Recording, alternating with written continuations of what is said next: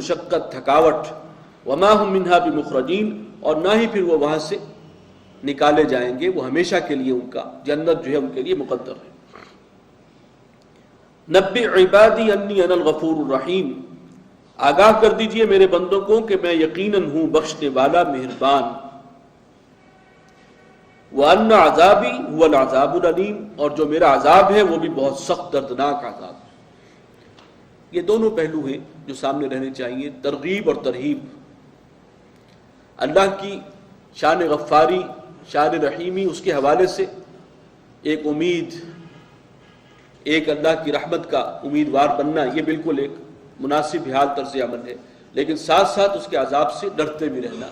کوئی لغزش، کوئی غلطی مجھ سے ایسی ہو جائے کہ میں اللہ کو ناراض کر بیٹھوں، اللہ کے عذاب کو دعوت دے بیٹھوں، تو پروردگار تو ہی مجھے اس سے بچا کر رکھ۔ وَأَنَّ عَذَابِي هُوَ الْعَذَابُ الْأَلِيمُ وَنَبِّئْهُمْ عَنْ ضَيْفِ إِبْرَاهِيمَ، اور ذرا انہیں بتاؤ، انہیں آگاہ کرو ابراہیم کے مہمانوں کا جو قصہ تھا۔ اذ دخلوا علیہ فقالوا سلاما، جب وہ آئے ابراہیم کے پاس اور انہوں نے کہا سلام۔ قال انا منکم وجلون، فرمایا کہ ہمیں تو تم سے کچھ خوف محسوس ہوتا ہے، اور اس کی تفصیل ہم پڑھ چکے ہیں سورہ اعراف میں۔ کیونکہ وہ کھانے کی طرف ان کا ہاتھ نہیں اٹھ رہا تھا تو انہیں خوف محسوس ہوا کہ یہ کسی بری نیت سے آئے ہیں، ارادہ اچھا نہیں ہے ان کا۔ قالوا لا توجل انا نبشرک بغلام علیم، تو فرشتوں نے کہا کہ ڈرو مت، گھبراؤ مت، ہم تمہیں خوشخبری دینے کے لیے آئے ہیں ایک ایسے بچے کی، ایک ایسے لڑکے کی جو صاحب علم ہوگا، اور یہ حضرت اسحاق علیہ السلام کی بشارت تھی۔ قال ابشرتمونی علی ان مسنی الکبر، انہوں نے فرمایا کہ کیا تم مجھے خوشخبری سنا رہے ہو جبکہ بڑھاپے نے مجھے آ لیا ہے؟ فبم تبشرون، اب کس بنیاد پر تم یہ بشارت دیتے ہو؟ قالوا بشرناک بالحق، انہوں نے کہا کہ ہم تمہیں بشارت دیتے ہیں بالکل سچی بات کی، اس میں کوئی جھوٹ نہیں ہے، یہ حق ہے۔ فلا تکن من القانطین، تو دیکھو تم نا امیدوں میں سے مت بنو۔ قال ومن یقنط من رحمت ربہ الا الضالون، تو فرمایا کہ کون ہے کہ جو اپنے رب کی رحمت سے مایوس ہو سوائے ان کے کہ جو گمراہ ہیں، جو راہ حق سے ہٹے ہوئے ہیں۔ اللہ کی رحمت سے مایوسی یہ تو بالکل نامناسب بات ہے۔ کوئی بھی کیسے بھی حالات ہوں، کیا بھی صورت ہو، رحمت جو ہے اس کی، اس سے انسان کو ناامید اور مایوس نہیں ہونا چاہیے۔ قال فما خطبکم ایھا المرسلون، اب پوچھا انہوں نے حضرت ابراہیم نے فرشتوں سے کہ تم کس مہم پر ہو، اے فرستادو، اے رسولو، یعنی اللہ کے نمائندوں۔ قالوا انا ارسلنا الی قوم مجرمین، تو وہ کہنے لگے کہ ہمیں بھیجا گیا ہے ایک گناہگار قوم کی طرف۔ الا آل لوط انا لمنجوہم اجمعین، سوائے لوط کے گھر والوں کے کہ ہم ان سب کو بچا لیں گے۔ الا امرأتہ، اور ان بچانے والوں میں بھی، جو بچائے جائیں گے ان میں بھی ایک ایکسیپشن ہے، اس کی بیوی جو ہے وہ بچنے والوں میں نہیں ہوگی۔ قدرنا انہا لمن الغابرین، ہم نے طے کر لیا ہے، ٹھہرا لیا ہے کہ وہ بھی پیچھے رہ جانے والوں میں سے ہوگی۔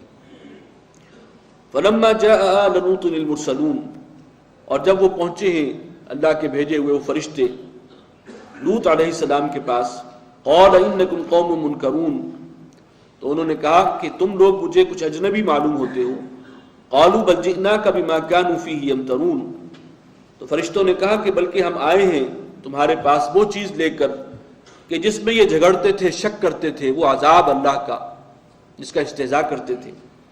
واتیناک بالحق، اور ہم لائے ہیں تمہارے پاس حق بات۔ وانا لصادقون، اور ہم بالکل سچے ہیں، جو بات کہہ رہے ہیں درست ہے۔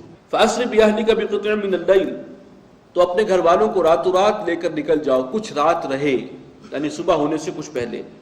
واتبع ادبارہم، اور تم سب ان کے پیچھے چلنا، یعنی تم جب نکلو گے اہل و عیال کے ساتھ تو سب سے پیچھے تم ہو، باقی سب کو اپنے آگے رکھو۔ ولا یلتفت منکم احد، اور تم میں سے کوئی پیچھے مڑ کر مت دیکھے۔ وامضوا حیث تؤمرون، اور چلے جاؤ وہیں جہاں کے لیے تمہیں حکم ہوا ہے۔ وقضینا الیہ ذلک الامر، اور ہم نے اسے اپنے اس فیصلے سے آگاہ کر دیا تھا لوط کو علیہ السلام، ان دابر ہؤلاء مقطوع مصبحین، کہ صبح ہوتے ہی اس قوم کی جڑ کاٹ دی جائے گی، بس اب وہ وقت جو ہے ان کا پورا ہو چکا ہے اور عذاب آئے گا ان پر۔ وجاء اہل المدینۃ یستبشرون، اور آئے شہر والے خوشیاں مناتے ہوئے، اور ان ہؤلاء ضیفی فلا تفضحون، حضرت لوط نے فرمایا کہ دیکھو یہ میرے مہمان ہیں تو تم مجھے رسوا نہ کرو، مجھے ان کے سامنے ذلیل و خوار نہ کرو۔ واتقوا اللہ ولا تخزون، اللہ کا تقوی اختیار کرو، اللہ سے ڈرو اور مجھے رسوا نہ کرو۔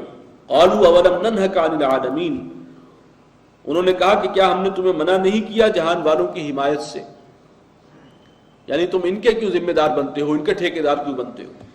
قال هؤلاء بناتی ان کنتم فاعلین، فرمایا کہ یہ میری بیٹیاں حاضر ہیں اور اگر تمہیں کچھ کرنا ہے، جیسے کہ ہم پہلے بھی پڑھ چکے ہیں کہ ان سے نکاح کر سکتے ہو۔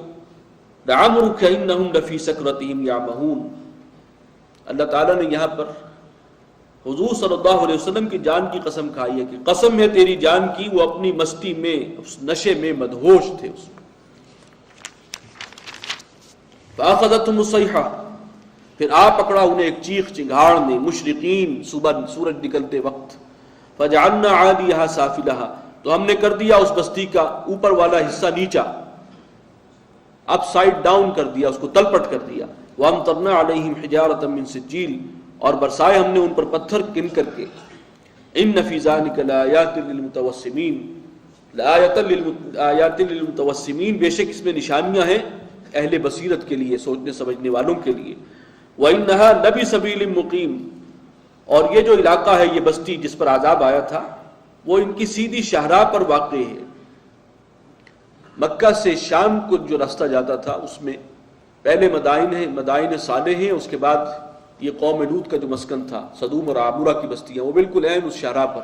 ان فی ذلک لآیۃ للمؤمنین، یقیناً اس میں نشانی ہے، سبق ہے اہل ایمان کے لیے۔ وإن كان اصحاب الایکۃ لظالمین، اور یقیناً اصحاب الایکہ بن والے وہ بھی ظالم تھے، انہوں نے بھی ظلم کیا۔ یہ اصل میں حضرت شعیب کی قوم ہے، جسے قوم مدین بھی کہا گیا ہے، اسی کے لیے اصحاب الایکہ کا لفظ آیا۔ فانتقمنا منہم، تو ہم نے بدلہ لیا ان سے بھی۔ وانہما لبإمام مبین، اور یہ دونوں بستیاں جو ہیں یہ اسی کھلی شاہراہ پر واقع ہیں۔ وَلَقَدْ كَذَّبَ أَصْحَابُ الْحِجْرِ الْمُرْسَلِينَ، اور جھٹلایا تھا اصحاب الحجر نے، یہ ہے قوم سمود جن کے لیے ایک اور لقب آیا اصحاب الحجر، حجر والے، پتھر والے۔ یہ چونکہ پہاڑوں کو تراش کر اپنے گھر بنایا کرتے تھے تو ان کو اصحاب الحجر کا خطاب بھی دیا گیا۔ انہوں نے بھی رسولوں کو جھٹلایا۔ وَآتَيْنَاهُمْ آیَاتِنَا، اور ہم نے انہیں اپنی آیات، اپنے معجزات، کھلی تعلیمات عطا کی تھی۔ فَكَانُوا عَنْهَا مُعْرِضِينَ، اور وہ ان سے غافل ہی رہے، اعراض کرتے رہے، توجہ نہیں دی انہوں نے۔ وَكَانُوا يَنْحِتُونَ مِنَ الْجِبَالِ بُيُوتًا آمِنِينَ، اور وہ پہاڑوں کو تراش کر گھر بنایا کرتے تھے بڑے اطمینان کے ساتھ، یا یوں کہیے کہ وہ گھر بڑے محفوظ تھے۔ فَأَخَذَتْهُمُ الصَّيْحَةُ مُصْبِحِينَ، تو انہیں بھی آ پکڑا ایک چیخ نے، چنگھاڑ نے، کڑک نے، صبح کے وقت۔ فَمَا أَغْنَىٰ عَنْهُمْ مَا كَانُوا يَكْسِبُونَ، اور پھر کچھ کام نہ آیا جو انہوں نے کمائی کی تھی، کوئی شے ان کو بچا نہ سکی اللہ کے عذاب سے۔ وَمَا خَلَقْنَا السَّمَاوَاتِ وَالْأَرْضَ وَمَا بَيْنَهُمَا إِلَّا بِالْحَقِّ، اور نہیں بنایا ہم نے، نہیں پیدا کیا آسمانوں کو اور زمین کو اور جو کچھ ان کے درمیان ہے، مگر حق کے ساتھ، حکمت اور غایت کے ساتھ۔ یہ ایک بامقصد تخلیق ہے۔ وَإِنَّ السَّاعَةَ لَآتِيَةٌ، اور یقیناً وہ ساعہ، وہ قیامت، وہ گھڑی آ کر رہے گی۔ یعنی اگر وہ گھڑی نہ آئے اور دوسرا عالم نہ ہو تو یہ کائنات، یہ دنیا کی زندگی عبث ہے، پھر بے مقصد ہے۔ انسان جو ہے شتر بے مہار کی طرح اپنا وقت گزار کر، جس کی لاٹھی اس کی بھینس کے اصول پر دوسروں کا حق غصب کرتے ہوئے اور یہاں سے رخصت ہو جائے اور موت جو ہے اس کا خاتمہ کر دے، تو پھر یہ سارا کچھ جو ہے، یہ ساری بساط اور انسانی زندگی بے مقصد قرار پائے۔ ہم نے کوئی شے بے مقصد پیدا نہیں کی، لہذا ان الساعۃ لآتیۃ، وہ وقت آنا ہے، وہ حق ہے۔ فاصفح الصفح الجمیل، تو اے نبی آپ ان سے درگزر کیجئے، خوبصورتی کے ساتھ درگزر کرنا۔ ان ربک هو الخلاق العلیم، یقیناً آپ کا رب ہی ہے جو خلاق ہے، پیدا کرنے والا ہے، العلیم ہے، ہر شے سے باخبر ہے۔ وَلَقَدْ آتَيْنَاكَ سَبْعًا مِنَ الْمَثَانِي وَالْقُرْآنَ الْعَظِيمِ، ترجمہ لفظی تو یہ ہوگا کہ اے نبی ہم نے آپ کو عطا کی ہیں 7 چیزیں جو بار بار دہرائی جانے والی ہیں، اور ایک قرآن عظیم۔ اس آیت کے بارے میں اکثر مفسرین